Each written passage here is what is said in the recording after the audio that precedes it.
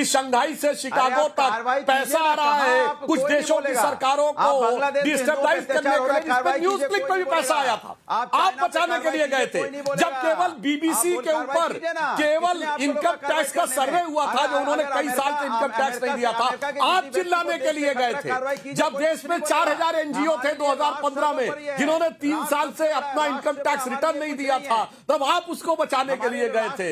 क्या करें, सोरस की तो कोई औकात नहीं कि बोल पाता, मगर सोरस के सुर में मिलाने के लिए इतने सारस यहां बैठे हुए हैं, उसकी वजह से उनकी हिम्मत हो जाती है। तो कार्रवाई कीजिए आप। और मैं चुनौती देता हूं अनुराग भदौरिया को। समाजवादी पार्टी के नेता राम गोपाल यादव जी ने तो कहा अडानी कोई मुद्दा ही नहीं है, उन्होंने कहा संबल मुद्दा है, उन्होंने कहा राहुल गांधी केवल औपचारिकता कर रहे हैं। मेरे भाई प्रोफेसर साहब सही है, आप सही हैं, या सदन में आपका रुख और है, और यहां डिबेट में आके चिल्लाने और नाच हाथ बचाने के लिए कुछ और है। मेरे भाई साफ साफ बता दो, एक नोटिस दिखाओ सपा का जो किसान के लिए हो, एक नोटिस दिखाओ जो महंगाई के लिए हो। सिर्फ संबल और सिर्फ संबल के लिए था, और यहां पे आके नाटक। बहुत सही सवाल उठाया अनुराग भदौरिया जी, विचलित मत होइए। अजय वर्मा जी आ रही हूं। अनुराग भदौरिया जी जवाब ले जी। देखिए सुधांशु जी सुन लीजिए, जाकी रही भावना जैसी प्रभु मूरत तिनते की तैसी। आपको तो बेले डांस, हाथ मटकाना, पता नहीं क्या क्या दिखाई देता है आपको। हम तो अपनी बात कहते हैं, बात कहने का तरीका है कम से। हम आपको बता रहे हैं कि हमने तो कहा कि आपके साथ हम खड़े हैं। हिंदुस्तान की तरफ कोई अगर आंख उठा के देख रहा है तो आप कार्रवाई कीजिए ना, हम आपके साथ खड़े हैं। लेकिन सवाल तो ये था ही नहीं।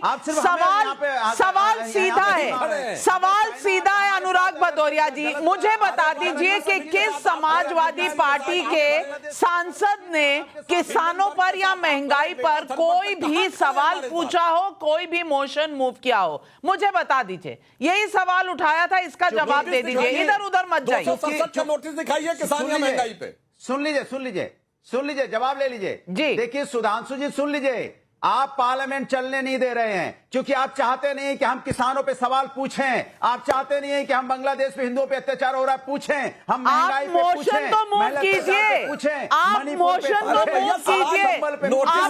आपने कोई प्रस्ताव रखा नहीं, आपने कोई प्रस्ताव रखा नहीं, और यहाँ टीवी डिबेट पर आपको किसान याद आते हैं, टीवी डिबेट पर आपको महंगाई याद आती है, लेकिन वहां पर कुछ नहीं याद आता। हर्षवर्धन त्रिपाठी जी, ये कैसा अविश्वास है जनता के साथ। जनता के मुद्दे स्टूडियो में होते हैं, संसद में नहीं होते, और संसद में हो हल्ला।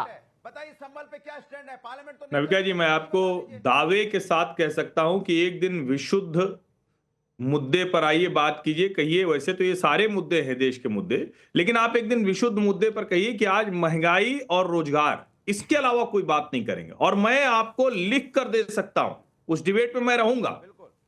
कोई भी मुद्दे की बात से जितने लोग कह रहे हैं कि महंगाई बेरोजगारी बात करते हैं, सब भाग खड़े होंगे और तब उछल कर ऐसी बातें करने लगे, क्योंकि ये तब भी पढ़ लिख के नहीं आई। और जिस अडानी की जो डिपार्टमेंट ऑफ जस्टिस अमेरिका की कोर्ट की बात हो रही है, कम से कम उसको पढ़ लिया होता।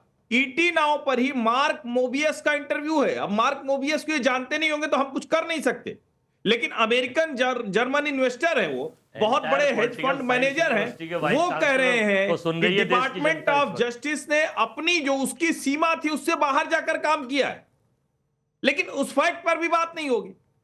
सवाल यहां यही है कि क्या सचमुच मुद्दों पर बात करने के लिए विपक्ष तैयारी? बहुत पीड़ा देने वाला। सत्ता पक्ष के लिए तो मजा ही मजा है, वो तो चाहेंगे कि ठीक है सदन ना चले, ऐसे ही राहुल गांधी रोज नया कपड़ा नई टी शर्ट पहनकर आए और संसद के चक्कर लगाकर चले। नवल किशोर जी, सरकार के लिए तो बहुत अच्छा है। आ रही हूँ अजय वर्मा जी, आप स्टूडियो में मेरे साथ हैं, क्या करूं, जो दूर बैठे हैं उनको पहले चांस दे रही हूं। नवल जी। नहीं नाविका जी, मुझे भी मौका दे दीजिएगा, कृपया प्रतीक्षा करें। आप क्यों में हैं? हर्षवर्धन त्रिपाठी जी जो बात कही, मैं आपको काफी दिया जा चुका है मौका। मैं हर्षवर्धन त्रिपाठी जी के बात का समर्थन करता हूं, और मैं मानता हूं कि सिर्फ वही पढ़ते हैं, त्रिपाठी जी ही पढ़ते हैं, हम लोग एकदम अनपढ़ हैं। लेकिन सरकार ने किसानों के साथ तकरीबन 12 से 15 राउंड बात किया, उसके बाद वापस लिया। कौन सा ग्रंथ लिखा है जिसमें वहां पर समाधान दिया गया है? आप सिर्फ इतने पढ़े लिखे हैं, फिर सरकार की चापलूसी क्यों करते हैं? सवाल क्यों नहीं पूछते हैं? सवाल आज यही है कि चलिए हम किसी को कुछ नहीं पता, किसानों के हितैषी सिर्फ आप हैं। आपने कितने प्रस्ताव दिए इस पर कोई क्यों नहीं जवाब देता? सुधांशु त्रिवेदी जी, आरजेडी ने, कांग्रेस ने या समाजवादी पार्टी ने किसानों और महंगाई पर कितने प्रस्ताव दिए हैं लोकसभा में और राज्यसभा में? समाधान बताइए तो। अरे पार्लियामेंट वही मैं बता रहा हूं, मैं बता रहा हूं जितने प्रस्ताव दिए गए हैं समाजवादी पार्टी ने सिर्फ संबल और सिर्फ संबल।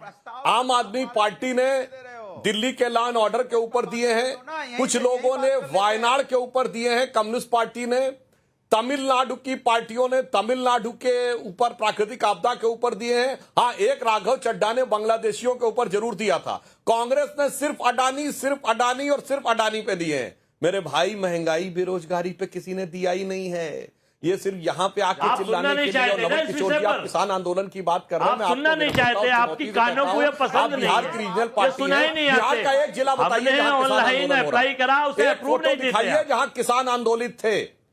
एक जगह बताइए जहां किसान आंदोलित थे, कहीं कुछ नहीं थे। और मैं दर्शकों से कहना चाहता हूं, ये जितने भी आंदोलन होते हैं इन सबका उद्देश्य राजनीतिक होता है। पंजाब में जो सबसे बड़े किसान नेता थे, उनका नाम नहीं लेना चाहता हूं, वो चुनाव लड़े 2022 का, जमानत जब्त हो गई।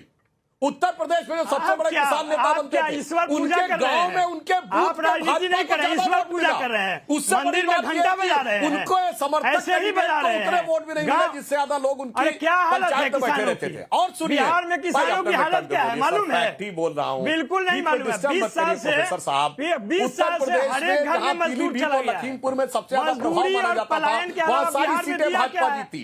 हकीकत में जो किसान है या पहलवान है, ये सब चुनाव लड़ना चाहते थे।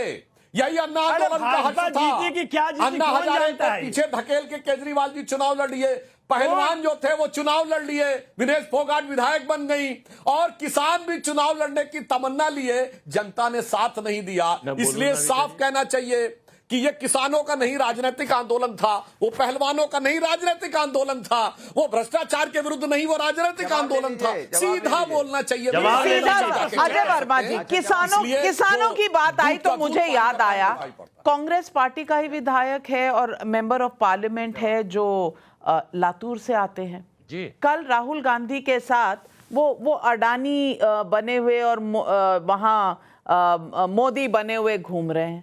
लातूर में वक्फ के नोटिसेज 103 किसानों को आए हैं। 300 एकड़ जमीन वक्फ की बोर्ड लेना चाहती है। आप तो किसानों के हिमायती हैं, लेकिन वोट बैंक की चिंता आपको छोड़ती नहीं कि आप उस मुद्दे को भी उठा पाए। वहां पर क्या चल रहा है? ड्रामा, फिर कल ड्रामा, आज ड्रामा, जब पता है कि नो कॉन्फिडेंस मोशन आगे जाने वाला नहीं है। इतना ड्रामा किसके लिए? देखिए, आपकी बात का भी जवाब दूंगा। इससे पहले मैं ये बता दूं कि डबल इंजन की सरकार महाराष्ट्र में है। सुधांशु जी, अपने ज्ञान के चक्षु खोलिए। 1400 से ज्यादा किसानों ने आत्महत्या करी है। आंकड़े देखिए, आप बता रहे हैं कितनों ने करी है? 1400 से ज्यादा किसानों ने एक साल में। और सुन लीजिए आप, बांग्लादेश के संसदीय सचिव ने यह कहा है, वहां के एक ऑफिसर ने, कि भारत बांग्लादेश में दखल देना बंद करे।